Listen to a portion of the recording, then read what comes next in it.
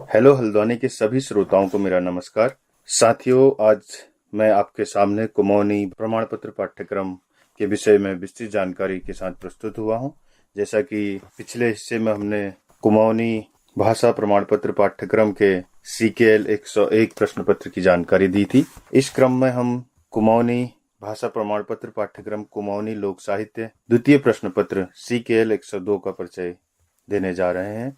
जैसा कि हम जानते हैं कि राष्ट्रीय शिक्षा नीति के अंतर्गत कुमाऊनी, गढ़वाली, नेपाली व अन्य भारतीय भाषाओं के उत्थान के लिए महत्वपूर्ण बातें कही गई है और सुझाव दिए गए हैं। इसी के मद्देनजर उत्तराखंड मुक्त विश्वविद्यालय द्वारा कुमाऊनी भाषा प्रमाण पत्र पाठ्यक्रम लागू किया गया है।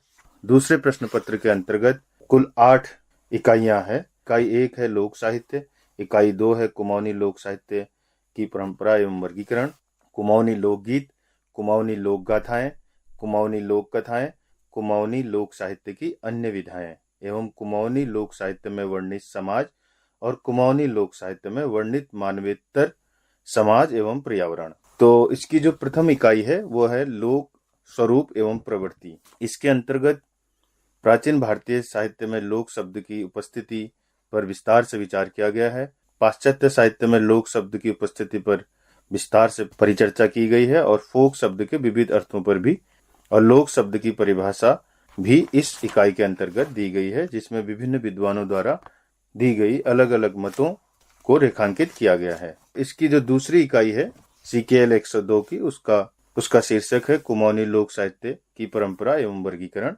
इसके अंतर्गत कुमाऊनी लोक साहित्य की मौखिक परंपरा और लिखित परंपरा पर जिक्र किया गया है, जिसमें लिखित परंपरा और मौखिक परंपरा के सैद्धांतिकी के साथ साथ प्रमुख मौखिक गीतों, जोड़ों और जो भी लोक शैलियां हैं गायन की और मौखिक परंपरा की, उनको यहाँ जिक्र कर दिया गया है। जैसे चांचरी, जोड़, छपेली, फाग या लोक गाथा, होली, बाल गीत, ये सब इसके अंतर्गत आ गए हैं। और लिखित लोक साहित्य में वर्गीकरण किया गया है प्रारंभिक युग, पूर्व नव्य युग, उत्तर मध्य युग और आधुनिक युग। प्रारंभिक युग और पूर्व मध्य युग, उत्तर मध्य युग पर विस्तार से परिचयात्मक परिचय दिया गया है। इसके अलावा इसकी जो तीसरी इकाई है वह है कुमाऊनी लोकगीतों का इतिहास एवं स्वरूप। इसमें कुमाऊनी लोकगीतों के भाव पक्षीय वैशिष्ट्य और उनके शिल्प पर विशेष रूप से बात की गई है। कुमाऊनी लोकगीतों के स्वरूप विवेचन किया गया है और कुमाऊनी लोकगीतों का वर्गीकरण किया गया है।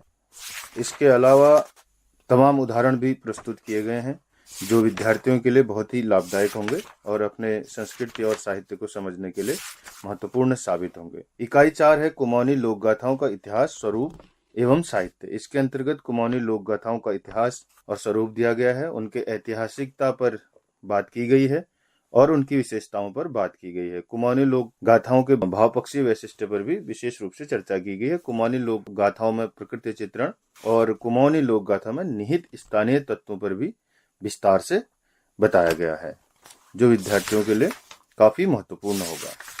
कुमाऊनी लोक गाथाओं में अलग अलग जो गाथाएं हैं उनका भी संक्षिप्त परिचय इसके अंतर्गत दिया गया है। इकाई 5 है कुमाऊनी लोक कथाएं, इतिहास एवं स्वरूप। इसमें कुमाऊनी लोक कथाओं के बारे में विस्तार से बताया गया है और जैसे कि उनकी जो विशेषता है, लोक मंगल की कामनाएं, लोक जीवन की झांकी, लोक सत्यानुभूति का समावेश, पशु पक्षियों एवं प्राकृतिक उपादानों की अवस्थिति, उत्सुकता एवं जिज्ञासा का भाव आदि जो भी लोक कथाओं की विशेषताएं हैं इनमें रेखांकित की गई है। कुमाऊनी लोक कथाओं का महत्व भी इसमें बताया गया है। साथ ही कुछ कुमाऊनी लोक कथाओं का संक्षिप्त परिचय भी इसमें दिया गया है। इकाई 8 है कुमाऊनी लोक साहित्य की अन्य प्रवृत्तियां। अन्य प्रवृत्तियों के अंतर्गत कुमाऊनी मुहावरे एवं कहावतें हैं, पहेलियां हैं और अन्य रचनाएं इसमें दी गई है।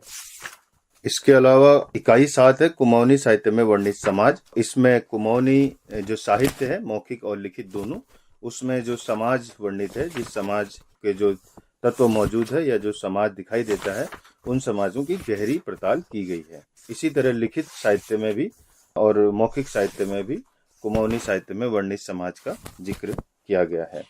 इसके अलावा जो इसकी अंतिम इकाई है वह है कुमाऊनी साहित्य में वर्णित मानवेतर समाज, यानी मनुष्यों के अलावा जो समाज देखने को मिलता है कुमाऊनी साहित्य में, उसका जिक्र किया गया है। तो उसमें मौखिक साहित्य में अलग किया गया है और लिखित साहित्य में अलग किया गया है। जैसे मौखिक साहित्य में बहुत अलग अलग तरह की जैसे पक्षी, पेड़, नदी, जंगल, पहाड़ आदि का जिक्र मिलता है, उसी तरह से लिखित साहित्य में भी अलग अलग जो मानवेतर समाज है उसका जिक्र देखने को मिलता है। तो उम्मीद है आपको CKL 102 द्वितीय प्रश्न पत्र कुमाऊनी भाषा प्रमाण पत्र पाठ्यक्रम की ये समीक्षा पसंद आई होगी। बहुत बहुत धन्यवाद।